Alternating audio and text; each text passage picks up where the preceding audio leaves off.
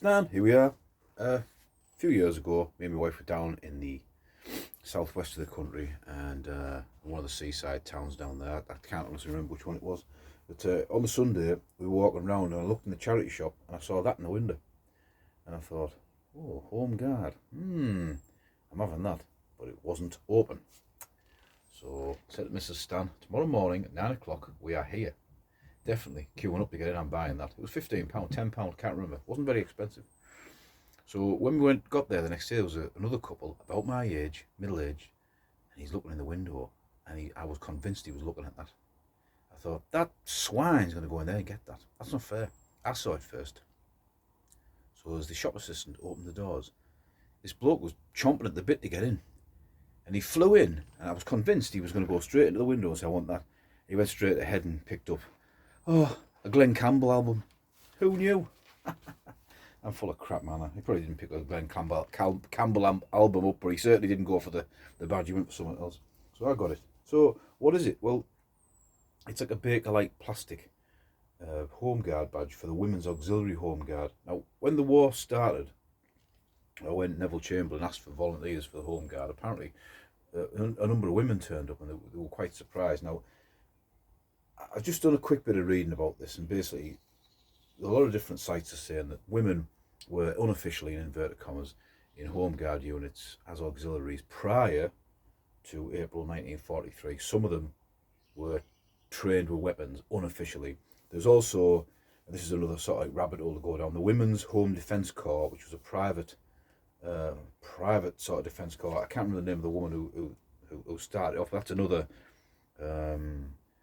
area of collecting, I suppose. They must have had a badge or uniform, and they're apparently trained with the Home Guards, shooting rifles, etc., etc., etc. The Women's Auxiliary, Home Guard Auxiliary, was formed in April 1943, and it was issued with this small plastic badge. They weren't allowed to use weapons. They were employed as drivers, clerks, typists, etc. But again, unofficially, it seems to be that it depended on the area you were in. There was a woman on one of the websites, and she was a member of the Air Ministry Home Guard, and they were armed, according again to this website. So, if you've got any other information, the government decided in April 1943 to allow women in the Home Guard, and it set a ceiling of 80,000 women, and apparently they got 30,000. So, I would probably say that the reason they didn't get the full quota was more than likely that a lot of women were in other things, in the ATS or the WAFs or the RENs or air raid wardens themselves, or working in the factories. So everyone did their bit, type of thing. At the back of the plastic badge, it has written at the bottom. I'll hold it up the camera whether you see it or not. It's very small, the writing, and you obviously have focusing issues when you're using an iPhone. A. Stanley and Sons, Vauxhall, that's the maker. At the top, 1A, and there, just need me little, I'm tapping my finger. Look, my nails are playing. It says prove pass, so my patent. Now, it was supposed to be worn on the left breast. A lot of women wore it as a cap badge. So, I think I paid £15 for it. I can't remember. It was 4 years ago. Must be 4 years ago. It's a very nice item. Someone did ask me. I mentioned it to one of the chaps that I'm in contact with on YouTube, and he said, "Oh, it'd be good if you could do a video on it." I say, if anyone has any more information on this item, just mention in the comments below.